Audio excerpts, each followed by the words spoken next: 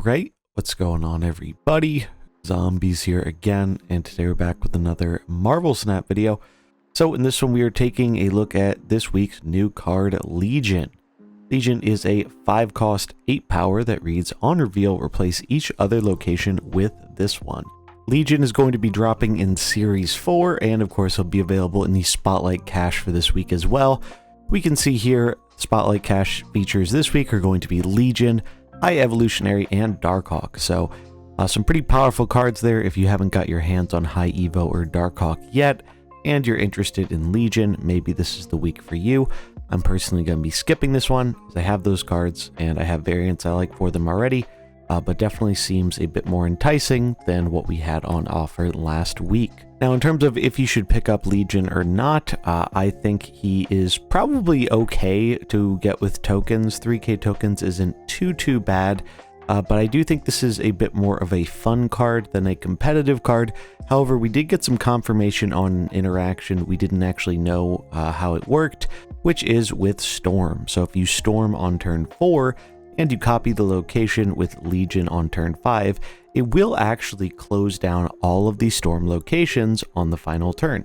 This is different than how the copy location works, so a lot of people, myself included, just kind of assumed it would work like the copy location does, but we got confirmation that is not the case, so maybe there's going to be an argument for Legion in lockdown decks now, as potentially being able to shut down the final turn with all the flooded lanes seems pretty good. Another interesting thing about this card is it might be a okay tech card against Magic, pretty decent stats for cost, and if you can slam it down on turn 6, you can get rid of the Magic lane and just end the game on the spot. So that'll be interesting to see, given how Magic has been a pretty prevalent part of the meta recently. We're going to dive on into our Day 1 Theorycraft decks here from Den. As always, link in the description to the article. Definitely recommend checking it out if you want to read up a little bit more on the decks, or if you just want to grab a code to import into the game. So starting it off, we're going to be trying to use this Storm combo with Legion in a lockdown focused shell. Lockdown has been fairly strong recently.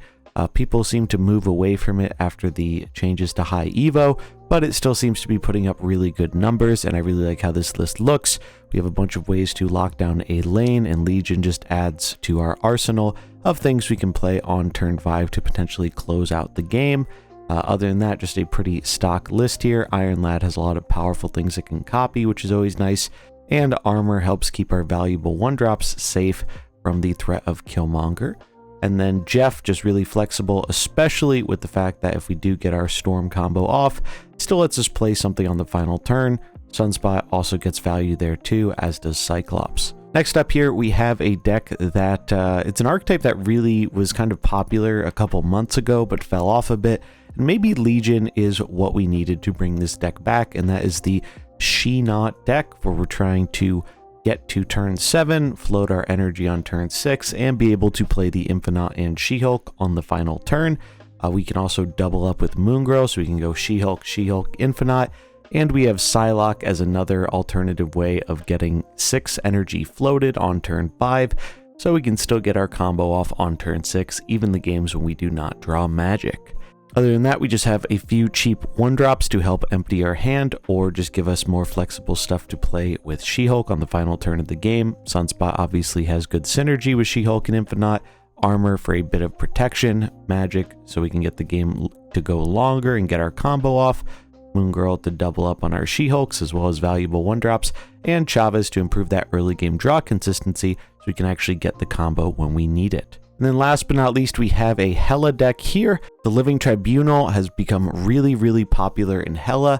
It's made Hela a bit more consistent because now you have an alternate game plan of going Iron Man into Onslaught into Tribunal if you don't get your Hela combo, or you can just use Hela to discard all these cards and end up having a ton of power in all 3 lanes. The main thing Legion is doing here is he is basically guaranteeing that our turn 7 cannot be turned off, as if we do get magic, we can copy the other lanes into limbo, so that way our opponent can't turn them off, or we can just use him to spread around more of a location that our opponent has a tough time dealing with. And there we have it. That is going to wrap it up for our Day 1 Legion decks. I'm actually pretty excited to try this card out, especially after learning about the Storm interaction.